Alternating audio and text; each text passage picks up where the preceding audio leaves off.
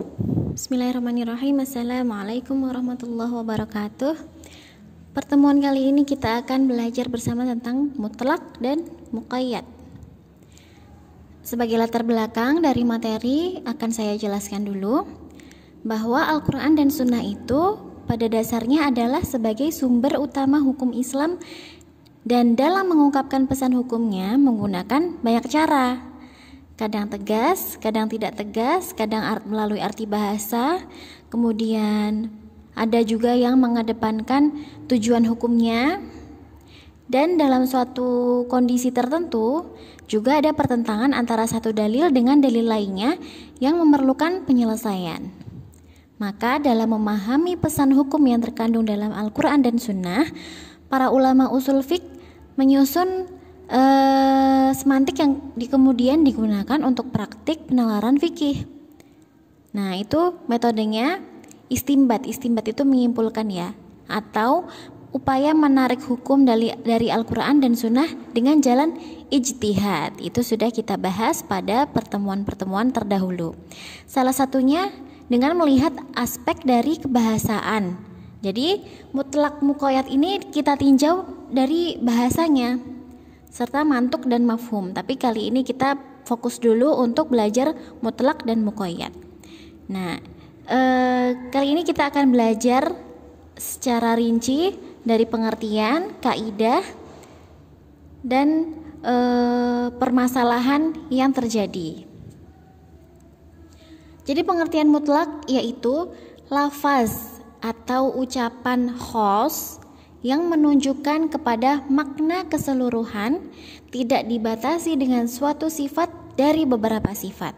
Jadi lebih ke seperti lafaznya khos, tapi maknanya keseluruhan dan tidak dibatasi. Contohnya kitabun, buku, rojulun, laki-laki, talib, mencari ilmu atau murid, dan lain-lain.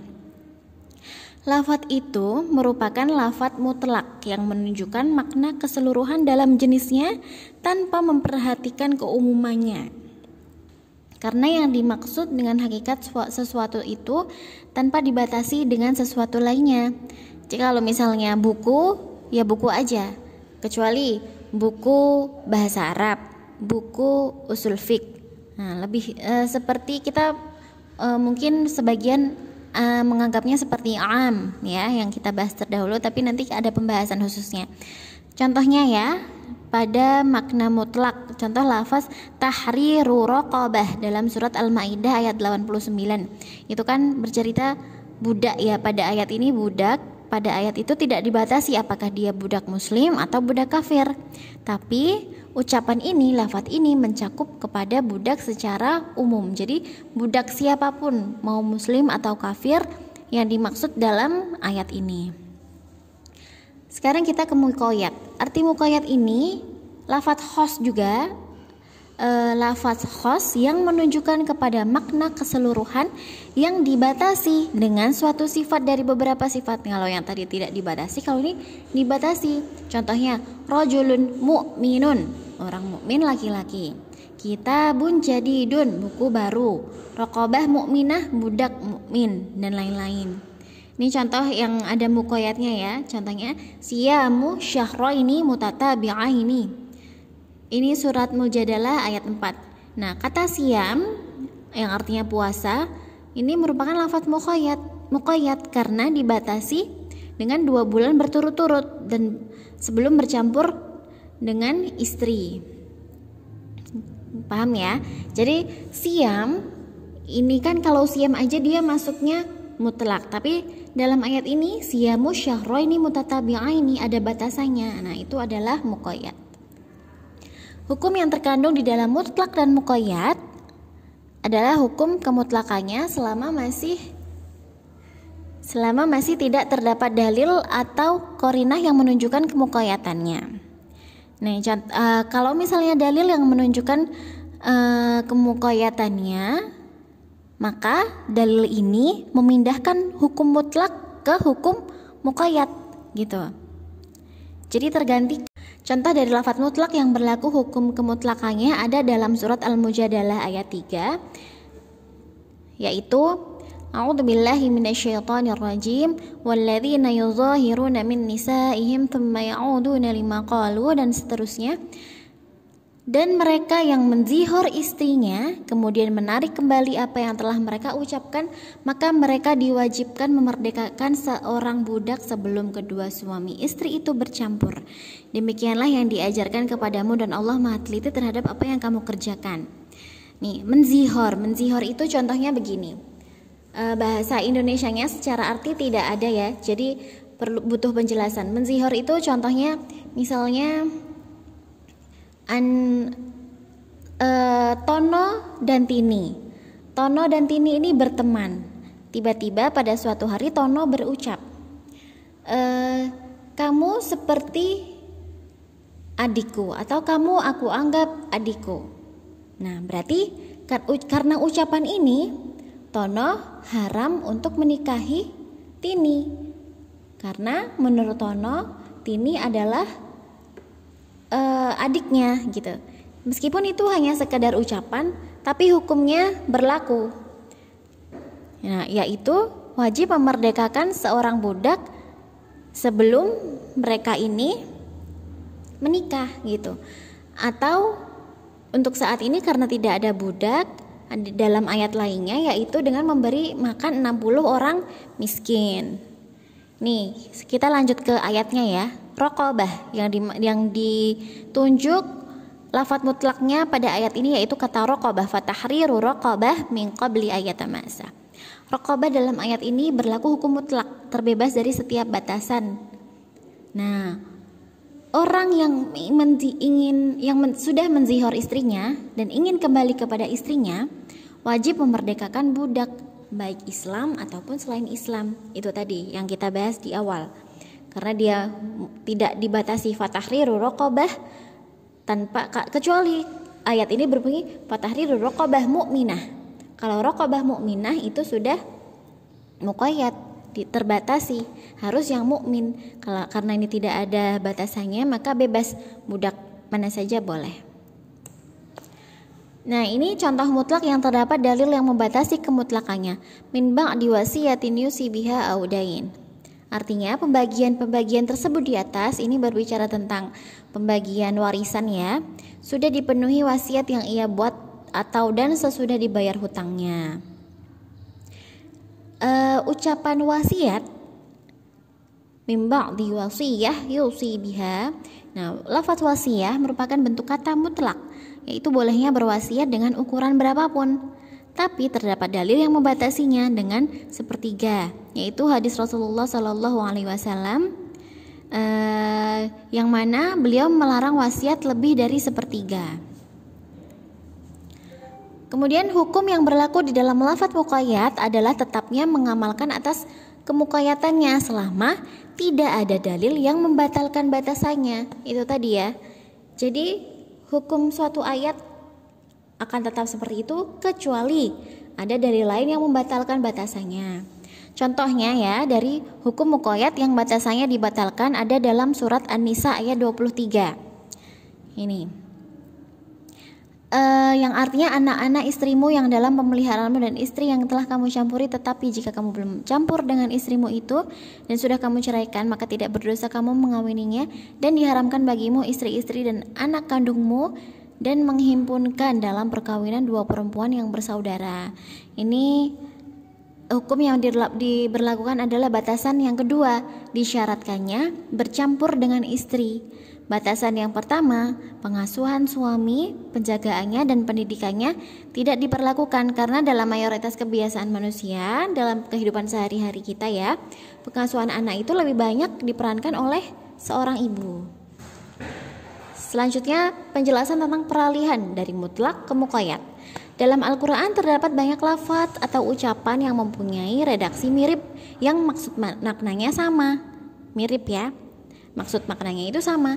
Dengan adanya hal ini timbul sebuah pertanyaan, apabila terdapat suatu ayat dengan lafaz mutlak di ayat lain terdapat ayat dengan lafaz muqayyad yang kedua-duanya mempunyai redaksi yang mirip, apakah lafaz mutlak beralih maknanya kepada muqayyad, atau lafaz mutlak tersebut berlaku atau beramal sesuai dengan kemutlakannya?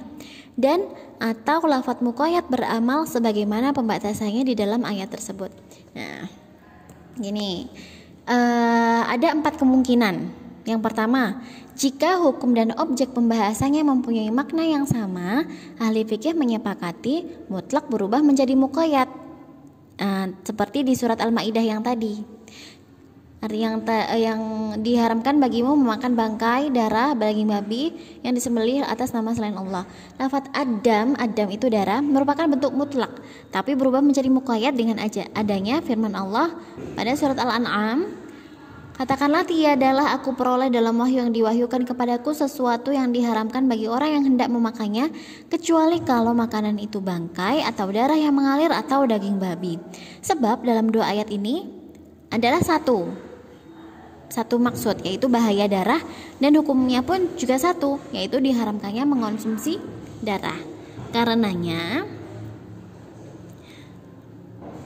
lafadz mutlak pada ayat ini berubah status menjadi muqayyad dengan kesimpulan bahwa yang diharamkan adalah darah yang mengalir, bukan yang lainnya.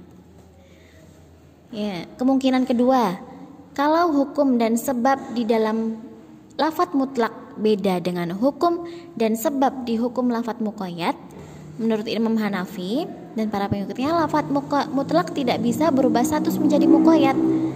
Mutlak beramal dengan kemutlakannya dan muqayyad beramal dengan muqayyadannya pada tempatnya masing-masing. Ini ada contohnya, surat Al-Maidah ayat 38. Laki-laki yang mencuri dan perempuan yang mencuri, potonglah tangan keduanya sebagai pembalasan bagi apa yang mereka kerjakan dan sebagai siksaan dari Allah, dan Allah Maha Perkasa lagi Maha Bijaksana. Kemudian ada surat Al-Maidah ayat 6. Hai orang-orang yang beriman, apabila kamu hendak mengerjakan sholat, maka basuhlah mukamu dan tanganmu sampai dengan siku. Nah, lafadz aydiyahuma itu tangan, kedua tanganmu. Pada ayat pertama merupakan lafadz mutlak, dan lafadz aydikum merupakan lafadz muqayyad. Sebab dalam 2 ayat tersebut berbeda, yaitu pencurian dan akan sholat setelah berhadas. Jadi hukumnya berbeda. Lafadznya sama, yadun aidi atau yadani aidiyahuma, itu artinya tangan, sama-sama tangan, tapi hukumnya berbeda karena yang pertama itu tangan mencuri, yang kedua tangan akan wudhu. Oleh karena itu mutlak pada keadaan ini statusnya tidak berubah menjadi muqayyad karena tidak ada korelasi di dalam kedua ayat. Kemudian yang ketiga, kemungkinan ketiga, jika hukum berbeda tetapi sebabnya sama, maka mutlak tetap berstatus menjadi mutlak dan dua-duanya diperlakukan pada tempatnya masing-masing. Ini contoh dari surat Al-Maidah ayat 6. Hai orang-orang yang beriman, apabila kamu hendak mengerjakan sholat, maka basuhlah mukamu dan tanganmu sampai dengan siku. Dan surat di ayat ini juga, lalu kamu tidak memperoleh air, maka bertayamumlah dengan tanah yang baik, sapulah mukamu dan tanganmu dengan tanah itu. Nah, sebab dari 2 ayat ini satu, yaitu berhadas ketika akan melaksanakan sholat. Nah, hukum dari 2 ayat ini berbeda, 1 ayat dengan sebab yang sama, tapi hukumnya berbeda, yaitu yang satu membasuh tangan dalam wudhu, mengusap tangan dan dalam tayamum. Yang satu wudhu, yang satu tayamum. Mutlak dalam keadaan ini tidak bisa berubah status menjadi muqayyad, tetapi dua-duanya diamalkan pada kondisi masing-masing, kondisi tertentu. Kemungkinan keempat, jika hukum dalam mutlak dan muqayyad satu dan sebab hukumnya berbeda, ulama beda pendapat juga. Jadi menurut ulama Hanafiyah dan Ja'fariyah, mutlak tidak berubah status menjadi muqayyad dan mutlak beramal dengan kemutlakannya, ya sesuai dengan kondisi masing-masing, kondisi tertentu. Jadi ulama Hanafiyah beralasan bahwa perbedaan sebab merupakan faktor kemutlakan atau kemuqayyatan. Sedangkan ulama Syafi'iyah dan ulama Hanabilah berpendapat bahwa mutlak berubah status menjadi muqayyad dengan alasan bahwa selama hukum itu satu beserta dengan adanya lafadz mutlak di satu sisi dan adanya lafadz yang muqayyad di sisi lain, maka mutlak seharusnya berubah menjadi muqayyad karena menolak pertentangan antara dalil dan menguatkan keselarasan antara beberapa nas atau dalil. Kita ambil kesimpulan dari penjelasan sebelumnya ya. Yang pertama, kesimpulannya mutlak itu lafadz atau ucapan khos dalam dalil yang menunjukkan kepada makna keseluruhan, tidak ada batasan sifat dari banyak-banyaknya sifat ini. Dan muqayyad itu lafadz khos juga yang menunjukkan kepada makna keseluruhan yang dibatasi, tapi dibatasi dengan suatu sifat dari banyak sifat yang ada. Nah, hukumnya yang berlaku di dalam lafadz mutlak adalah kemutlakannya selama masih tidak terdapat dalil yang menunjukkan bahwa itu muqayyad. Nah, hukum yang berlaku di lafadz muqayyad tetap menjadi muqayyad saja selama tidak ada dalil yang membatalkan batasannya. Jika hukum dan sebab di dalam mutlak dan muqayyad satu, maka mutlak berubah status menjadi muqayyad. Dan apabila sebab dan hukum berbeda dalam keduanya, maka mutlak tidak berubah status menjadi muqayyad. Jika sebab satu dan hukumnya berbeda dalam keduanya, maka mutlak tidak berubah status menjadi muqayyad dan kedua-duanya bisa diamalkan. Jika hukumnya satu dan sebabnya berbeda, itu ulama berbeda pendapat pula. Itu kita pelajari ada di buku Bidayatul Mujtahid ya. Semoga antum berkesempatan untuk belajar juga, karena banyak sekali hukum-hukum fikih dan dijelaskan di sana tentang perbedaan ulama. Di dalamnya semuanya dijelaskan. Demikian penjelasan dari mutlak dan muqayyad pada pertemuan kali ini. Semoga dapat dipahami, dan jika ada pertanyaan silahkan ditanyakan di grup kita ya. Barakallahu fikum. Wassalamualaikum warahmatullahi wabarakatuh.